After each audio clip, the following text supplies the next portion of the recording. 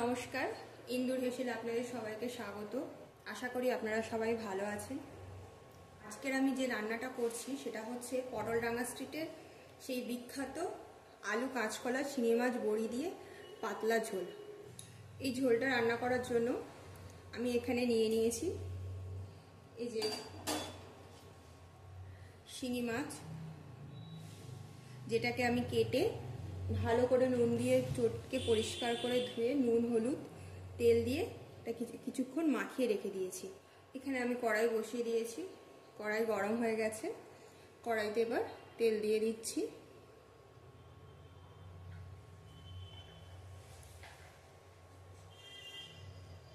তেলটা গরম হতে হতে আমি এই ঝোলের জন্য যে যে উপকরণগুলো নিয়েছি সেগুলো আপনাদেরকে একটু দেখিয়ে দিচ্ছি। এই যে এখানে আছে শিঙি মাছ। শিঙি মাছটাকে কেটে আমি ভালো করে নুন দিয়ে চটকে ধুয়েছি, কারণ এদের গায়ে যে লালাটা থাকে সেটা ভালো করে নুন দিয়ে চটকে ধুলে বেরিয়ে যায়। তারপরে ওদের নুন হলুদ আর একটু সর্ষের তেল মেখে রেখে দিয়েছি। এই যে এখানে নিয়ে নিয়েছি আলু আর কাঁচকলা, নিয়ে নিয়েছি বড়ি এবং বাকি উপকরণগুলো আমি রান্না করতে করতে আপনাদেরকে বলেও দিচ্ছি, প্লাস আপনারা দেখতেও পাবেন। আমাদের তেল গরম হয়ে গেছে। ফার্স্টে আমি এখানে বড়িগুলো ভেজে নেব।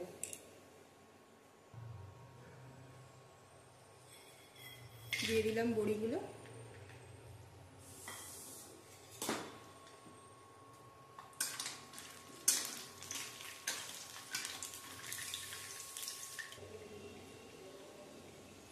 আমাদের বড়িগুলো ভাজা হয়ে গেছে, এবার এগুলোকে তুলে নেব।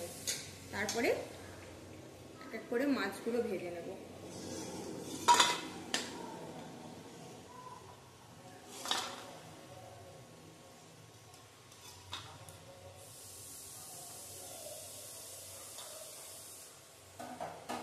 এই মাছগুলো দেওয়ার আগে আমি গ্যাসের ফ্লেমটাকে একদম লো করে নিয়েছি, যাতে মাছগুলো তেলে দেওয়ার সঙ্গে সঙ্গে না ফাটে।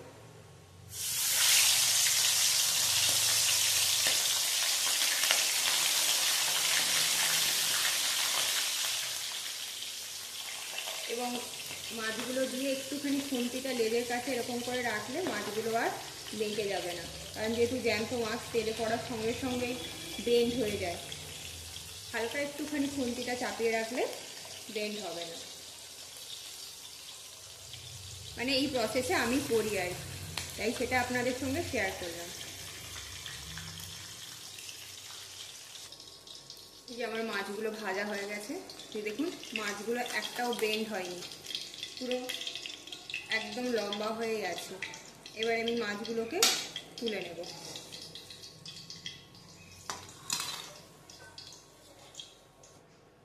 সব মাছগুলো ভাজা হয়ে গেছে। এখানে আমি দিয়ে দিচ্ছি হাফ চামচ 5 ফোড়ন। এরপর আমি কেটে রাখা সবজিগুলো তুলে দিচ্ছি।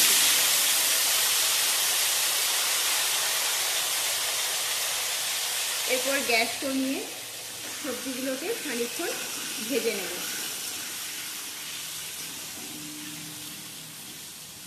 আলু আর কাঁচকলাটা একটু ভেজে নেব। এতে আপনারা চাইলে আরও কোনো সবজি দিতে পারেন, যেমন পেঁপে, ডাঁটা। তবে আমার কাছে আলু আর কাঁচকলাটাই ছিল বাড়িতে, তাই আমি এটা দিয়েই বানালাম।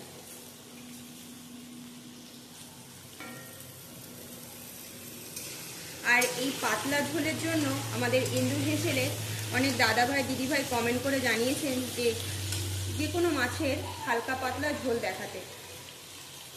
তা এই রান্নাটা আপনাদের জন্য, প্লাস যারা জানতে চেয়েছেন তাদের জন্য, সবার জন্য। আলু আর কাঁচকলাটা মিডিয়াম ফ্লেমে রেখে দিয়েছি গ্যাস, একটুখানি ভাজা হোক। চলুন আলুটা ভাজা হতে হতে এতে যে বাটা মশলাটা দেবো সেটা আমরা রেডি করে নিই। এখানে বাটা মশলার জন্য বেশি কিছুই না, সামান্য একটু গোটা জিরে এবং গোটা ধনে। এরপর এটাকে আমি পেস্ট করে নেব।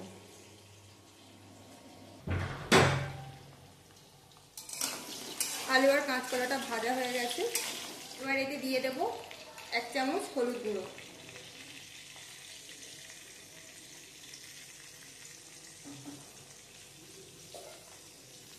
আর দিয়ে দেব চেরা কাঁচা লঙ্কা ঝালের জন্য, এবং কেটে রাখা টমেটো কুচি।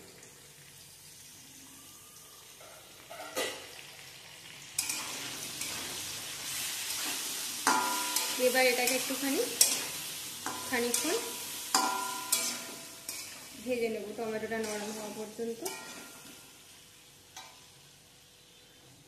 এবার এতে দিয়ে দেব 1 চামচ আদা বাটা,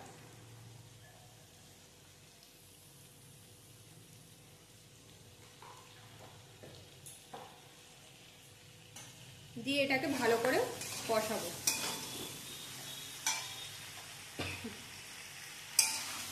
অ্যাকচুয়ালি এই ঝোলটা, এই যে পটলডাঙ্গা স্ট্রিটের টেনিদা গল্পের যে প্যালারাম, একদম বাংলা ভাষায় প্যালাদার প্যালা ঝোল। কথাটা শুনে হয়তো হাসি পাবে, কিন্তু ঝোলটা একদমই প্যালা ঝোল, একদমই পাতলা, মানে খেয়ে কোনো গ্যাস অম্বল পেটের সমস্যা কোনো কিছুই হবে না।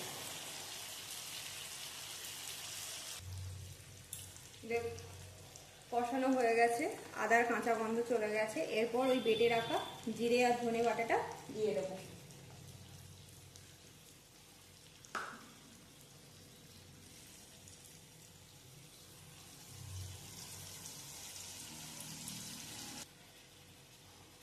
এবং মশলার বাটি ধোয়া জলটা দিয়ে দিচ্ছি। এরপর এটাকে একটু নেড়ে চেড়ে জল দিয়ে দেবো।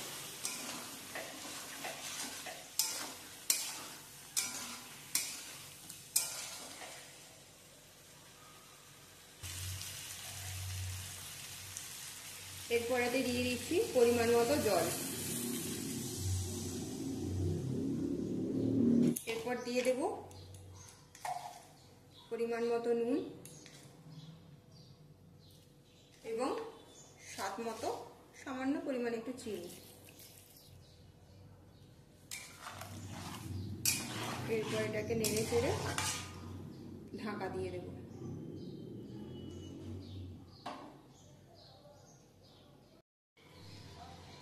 আমাদের ঝোল ফুটে গেছে, ঝোলের সবজিও সেদ্ধ হয়ে গেছে।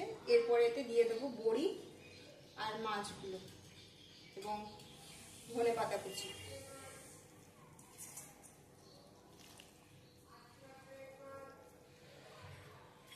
দিয়ে দিচ্ছি বড়ি, দিয়ে 2 মিনিট ফুটিয়ে নেব। আর এতে দিয়ে দেবো ধনে পাতা কুচি।